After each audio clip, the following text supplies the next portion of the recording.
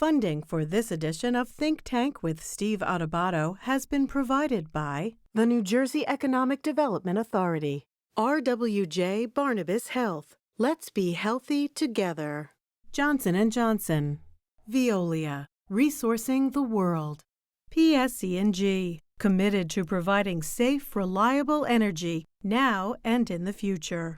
New Brunswick Development Corporation. Operating Engineers, Local 825. Eastern Atlantic States Regional Council of Carpenters. And by the Turrell Fund, a foundation serving children.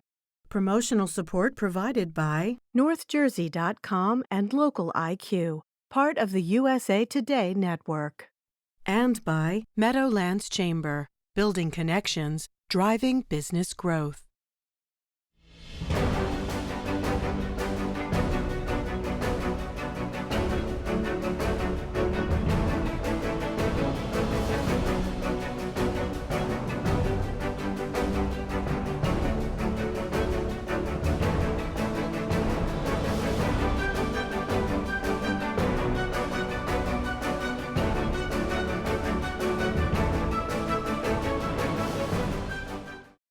Hi, everyone. Steve Adubato. We kick off the program with State Assemblywoman Ellen Park from the 37th Legislative District. She's coming to us from Englewood, New Jersey. Her district's in Bergen County. Assemblywoman, great to have you with us. Thank you for having me. There are so many things I want to talk to you about, but I just want to also acknowledge this. You are the first Korean American woman to serve in the state legislature, correct? That is correct. It's been a great honor and pleasure for the last 2 years, and hopefully the next 2 as well. Why has it taken so long for that to happen? It's really hard to say because, I think there was just a lack of candidates perhaps, and maybe also lack of support, but, it's great that this has happened, and I hope that we can have more of us coming forward. So 11% of the population, Asian American population in New Jersey is 11%, but a much smaller percentage of representation in the legislature. Talk to us from your perspective, Assemblywoman, about how you view, and it's not monolithic, but how the Asian American community perceives and engages or does not engage in the political process, please. I think, because still most of us are still, first generation. Now, I'm what we call 1.5 generation. I came here very early age. I wasn't born here. My kids obviously are the next generation, but we're immigrants. So we're here to, have a good education, have a great place to live, but it's, politics is not our focus.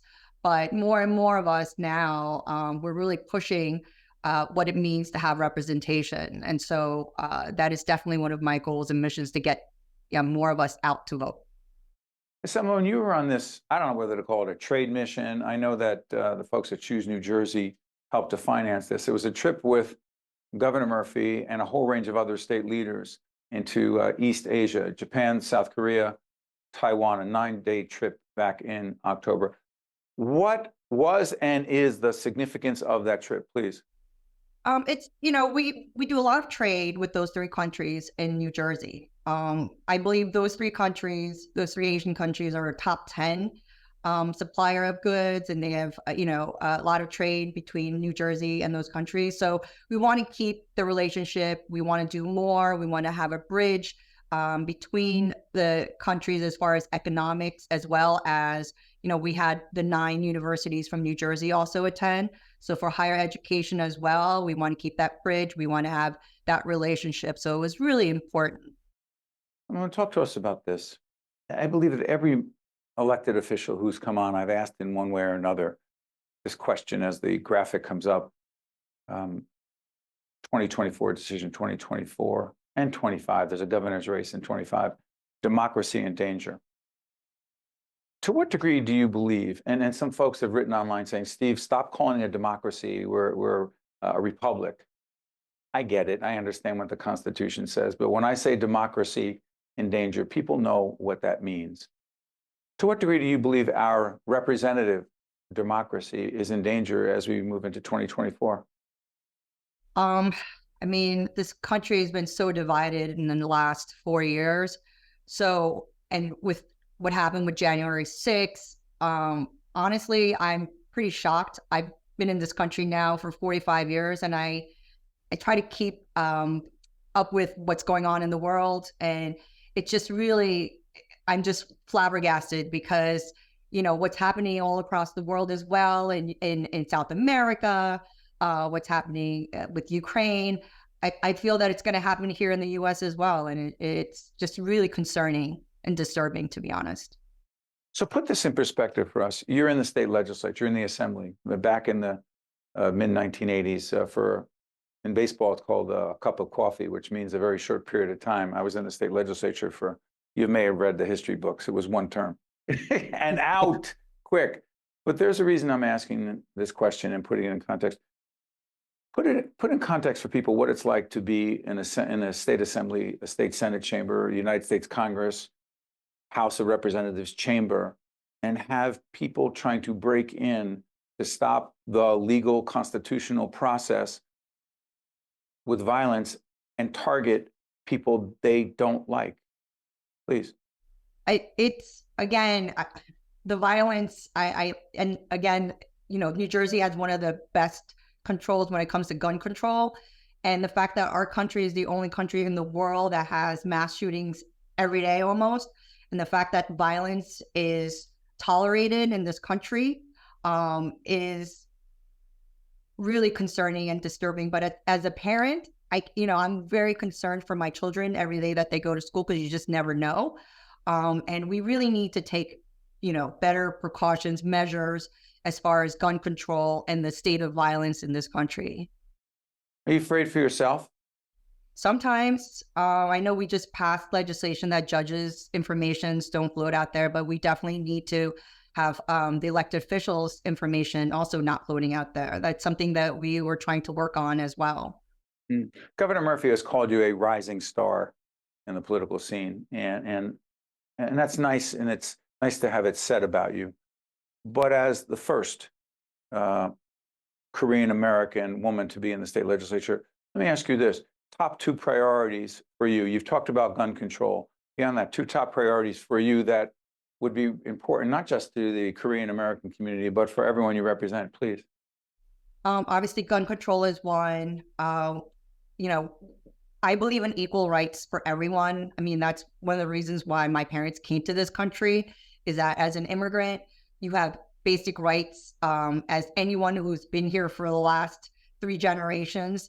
And so, LGBT community, any minorities, we should have the exact same rights as anyone else. So that's a second priority, as well as, I feel that education is the only way out of poverty. That's culturally what we push in the Asian community, is that if you are educated or you work hard at school, that you will never have to starve. So I think that we need to bring that into also consideration and light. Before I let you go, real quick on childcare, affordable, accessible, quality childcare, and it's a connection to the economy, a priority for you as well. Absolutely. There's a lot of single mothers in the U.S., and we need to help them get ahead, give them childcare subsidies, get them better educated so they could move up in the corporate world and have stability in their lives.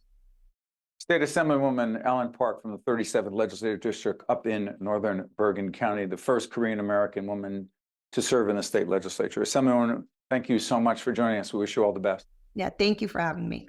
You got it. Stay with us. We'll be right back. To watch more Think Tank with Steve Adubato, find us online and follow us on social media.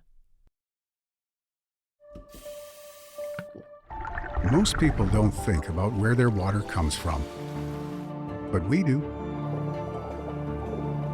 Veolia. More than water.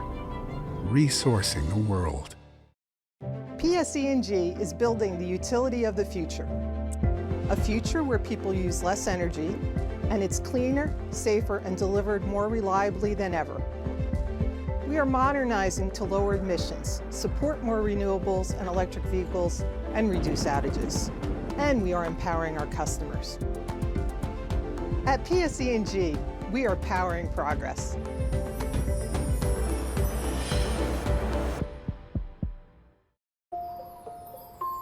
Oh, that looks great. Hey, Dad, can we borrow your hat? Yeah. Happy New Year! Have you thought about new auto insurance? Polar Insurance, we're the coolest around. This year, ditch the gimmicks. Upgrade to NJM for top-rated service and great rates. You guys got any hot cocoa? No jingles or mascots, just great insurance. NJM. We're now joined by Dr. Peter Woolley, founding director of the School of Public and Global Affairs at Fairleigh Dickinson University. Good to see you, my friend. Good to see you, Steve. Thanks for letting me be here. Well, it's been too long, and the school that you are involved in, this particular program at Fairleigh Dickinson, is more important now than ever. Question. And I know this sounds like a weird question, but as the graphic democracy in danger comes up, we just did an interview with Governor Murphy that you may have known about, and I asked, is democracy in danger? And hundreds of people on different social media sites saying, Adubato, we're not a democracy, we're a republic. And I'm like, yeah, I know, I get that part. But is the question, is democracy in danger, the inappropriate question because we're not a democracy? No, I think that's a perfectly appropriate question. It's also true that we're a republic. We're a democracy that's limited by a whole complication of processes, which are meant actually to limit the dangers of democracy, that is, the dangers of people to themselves. So the framers who wrote the Constitution were well aware of many examples of democracy in action, beginning with ancient Athens, where things went wrong, where people basically in a democratic fashion drove the bus right off a cliff. So the term populism, right? Yeah. Is that what you just referred to, Peter? First of all, what is populism, A, and B, why is populism potentially dangerous for democracy? Populism is an oversimplified view of, and usually an emotional view of sometimes complicated events. And what we do with populism when it becomes dangerous is we amplify it. Populism in the United States has always been with us. It will always be with us. However, in the past, it's been really limited to local geographies. And the authors of the Federalist Papers would have argued that one of the brilliant consequences of the Constitution they produced was that it would keep the conflagrations, meaning the populist wildfires, contained in the state structure. It's not really happening that way anymore. We have nationalized local politics. Speaking of nationalizing local politics, let's internationalize, let's globalize, if you will, because it's the School of Public and Global Affairs. Question, Peter, you've been at this for a long time. You headed up the FDU poll, which reputation speaks for itself, very well respected. Thank you. Question, how tough is it to have meaningful, honest, candid, respectful, civil dialogue about international affairs these days, particularly as it relates to the Israeli-Hamas conflict? It's very tough. It's very, very tough. And remember, at root, the human being is an animal. And at root, that animal is very emotional. So the whole trick to being the best human being you can is to harness those emotions. It is to control them when you can and enjoy them when it's appropriate. When it comes to strongly emotional, complex, deeply meaningful international conflicts like the one we're witnessing now between Israel and Hamas, it's natural that people are going to become so engrossed that the conflict will increase rather than decrease. But Peter, along those lines, what do you see? Again, we're taping this program in the middle of December, be seen in 2024. We just saw congressional testimony of 3 Ivy League presidents. We did. I'm not sure when this airs, how many will still be presidents. Question. Right. What do you see as the role of higher education in providing a safe, civil, respectful platform for these discussions where people feel safe to be who they are, to say what they believe without fear of violence? Yeah, that is the role of universities, to provide that appropriate arena for debate, for argument, and for learning. I think a lot of people would say universities have not done a good job at that, even though their best intentions are to provide that safe space. The safe space is not to protect people from other people's speech. The safe space is to have the argument in and to learn from it and to grow in your ability to debate effectively. Universities, I think, have erred on the side of safe space rather than on the side of let's have it out and let's learn how to do it right. And I think when those presidents went into confronted by members of Congress, they were academics rather than speaking to some very practical political balances that needed to be addressed. You know, Peter, you've said, and I think you told our producers this, but if I'm wrong, correct me. We're talking about Donald Trump, democracy in danger. And you said, look, many people think if Trump went away, the problem would go away too. But 74 million people voted for him in 2020. Right. It's not that whatever that is ain't going away if Donald Trump is not on the national scene. Help folks understand that and why that's important, Peter. So the conversation is often about Donald Trump as the cause of this problem. Donald Trump is the symptom of the problem. 74 million people who embrace a person who has repeatedly repudiated democratic norms, they are the problem. They are at least in part the problem. Now, that's not necessarily a new problem, but it has come to a crescendo here with the election in 2016 of a guy who said he wouldn't accept the results if he lost. That was, I'm sorry for interrupting, Peter. Given what former President Trump has said about if he were to be elected in 2024, A, joking or not sure about being a dictator, B, getting back at those who he believes have aggrieved him, opposed him. What do you believe a potential second term for former President Trump would mean to our representative democracy/republic? Well, I think I would just say in general, you ain't seen nothing yet. That the retribution and the incompetence and the ideologues will spark a conflict that we haven't experienced probably since the 1960s. Now, that's why I say the wheels have come off or nearly come off before. In my lifetime, in yours, that was the 1960s with the conflagration of the Vietnam War, with missteps of the national government in so many ways, all kinds of environmental changes taking place in the political environment, in technology. We're in that place again. Peter Woolley is Professor Peter Woolley is the founding director of the School of Public and Global Affairs at Fairleigh Dickinson University. Peter, I promise we'll be back to continue these important conversations with you. All the best to you and the folks at FDU. Thank you. Thank you very much. You guys stay with us. We'll be right back. To watch more Think Tank with Steve Adubato, find us online and follow us on social media. Most people don't think about where their water comes from, but we do. Veolia. More than water. Resourcing the world. PSE&G is building the utility of the future.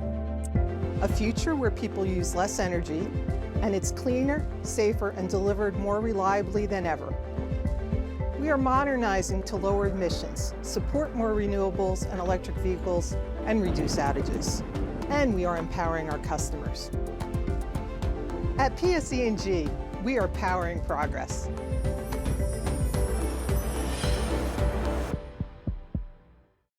We're now joined by State Senator Joseph Pennacchio, who is the Deputy Republican leader in the State Senate, New Jersey. Senator, great to see you as always. Thanks for having me on, Steve. Merry Christmas. We're taping right before Christmas. We'll be seen in 2024. Senator, let me ask you this.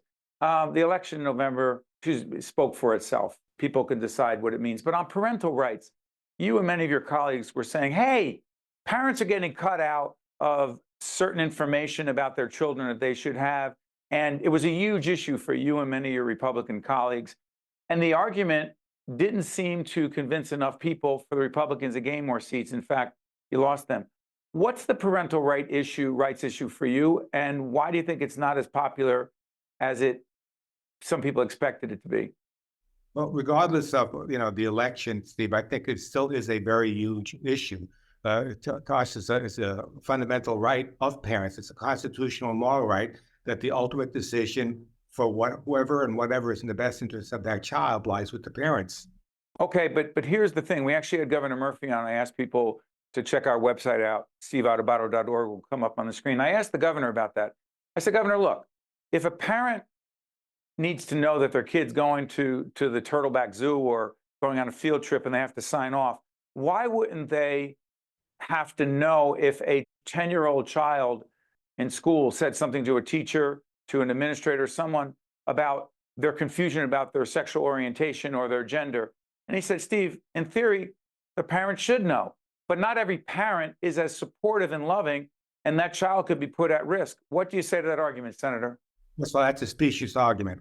If somebody thinks that a parent would ever dare hurt a child, there is many venues where a teacher or an administrator or anybody can go to try to help that child. So, that argument to me it doesn't carry any weight. Here is what the statistics say. And this is by some of the gay rights group.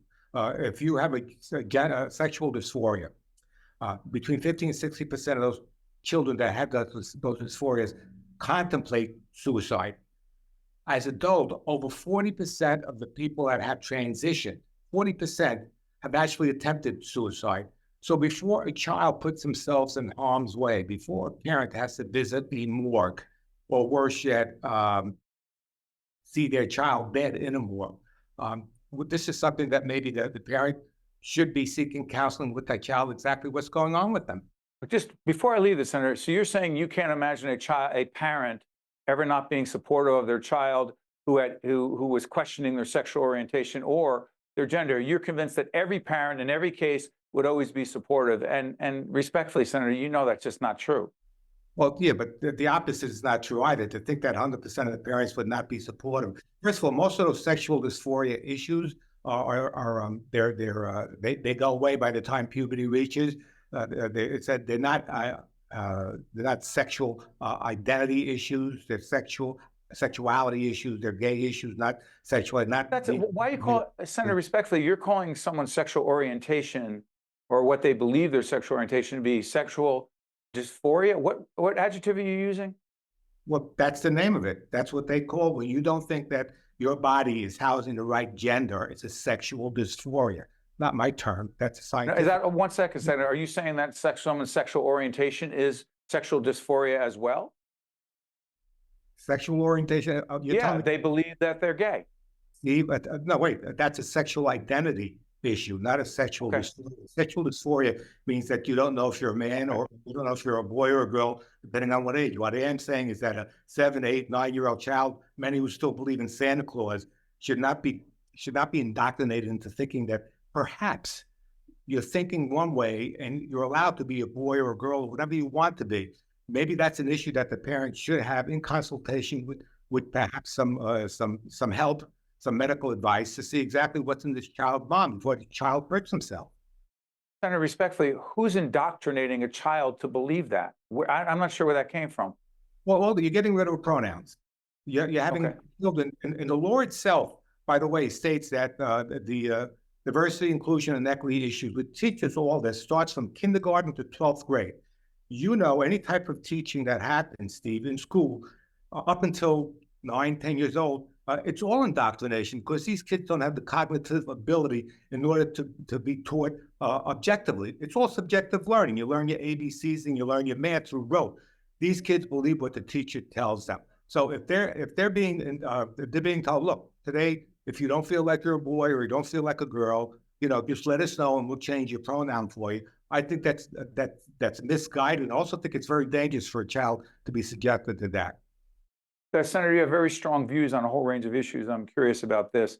Do you believe that the 2020 election was legally, officially won by Joe Biden and lost by Donald Trump? Well, the issue, if it was won or lost, not up to Gil Pennacchio, but it was up to Donald Trump to make that case, and that case was never made. Do I believe that there was some nefarious things that happened? I do. I think it happened more so because it was all voted by mail. And this is not me talking. You had Jimmy Carter as well as whoever the Republican bipartisan commission. They said that if you're going to commit fraud in elections, most likely it's going to be committed through the mail. So to me, you know, if you have one vote, that's illegal. That's one vote. Did Donald Trump lose the election? Obviously, he lost the election. Isn't Joe Biden the president? Yep. Okay. And I just want to be clear. So the argument that the election was stolen, you don't believe? Which election? 2016 with Russia collusion? 2020. 2020. There's arguments on both sides. I guess you got to pay attention to whose narrative you What do believe. you think? I'm asking you, Senator, do you believe the 2020 election was quote unquote stolen, as the former president says, and many New Jerseyans and Americans believe? What do you believe? No, Joe Pennacchio believes that it was up to President Trump to make that determination through the courts, and it just never happened. If former President Trump is a convicted felon by the time the election is held, Chris Christie was one of the only ones in Republican debates recently who said he would not support him. Would you support President Trump if he were a convicted felon at the time of the election in 2024? In the Gaydon election by the people? Why don't we wait to see what happens? That's too much of a hypothetical for Gil Pennacchio to make a decision one way or the other right now, Steve. But it's an open question. You would consider supporting him if I gave you an open answer. It's an open answer. The answer is I don't know. No, it's either yes or no. In the history of this country, has anybody ever been elected after they've been indicted and convicted of a federal? No. So what? So for Gil Pennacchio to give you an answer to 250 years of American history has never happened. Why would I want to subject myself to giving you an answer? Because it's interesting. It was a question in the Republican debate for candidates running for president, and all of them except for former Governor Chris Christie said they would not support him, or said they would support him. So it's a legitimate question. Okay, you're saying it's an open question. Senator, let me ask you this final question. To what degree do you believe our democracy is in danger right now? Well, democracy is always in danger, and good things happen. Bad things happen when good people do nothing. I think John Stuart Mill says that. So right. Get involved. You have to be involved. I have to be involved. People with opposing views have to be involved. And we've got to follow the letter of the law. Agreed. Senator Joe Pennacchio is the deputy Republican leader in the Senate, and we thank him for joining us. Thank you, Senator. Thanks for having me, Steve. You got it. Thank you, everyone. We'll see you next time. Think Tank with Steve Adubato has been a production of the Caucus Educational Corporation. Funding has been provided by the New Jersey Economic Development Authority, RWJ Barnabas Health, Johnson & Johnson, Veolia, PSE&G, New Brunswick Development Corporation, Operating Engineers, Local 825, Eastern Atlantic States Regional Council of Carpenters, the Turrell Fund, a foundation serving children, and by these public-spirited organizations, individuals, and associations committed to informing New Jersey citizens about the important issues facing the Garden State, and by Employers Association of New Jersey. Promotional support provided by NorthJersey.com and Local IQ, and by Meadowlands Chamber. To watch more Think Tank with Steve Adubato, find us online and follow us on social media. Most people don't think about where their water comes from, but we do. Veolia. More than water. Resourcing the world. PSE&G is building the utility of the future. A future where people use less energy, and it's cleaner, safer, and delivered more reliably than ever. We are modernizing to lower emissions, support more renewables and electric vehicles, and reduce outages. And we are empowering our customers. At PSE&G, we are powering progress.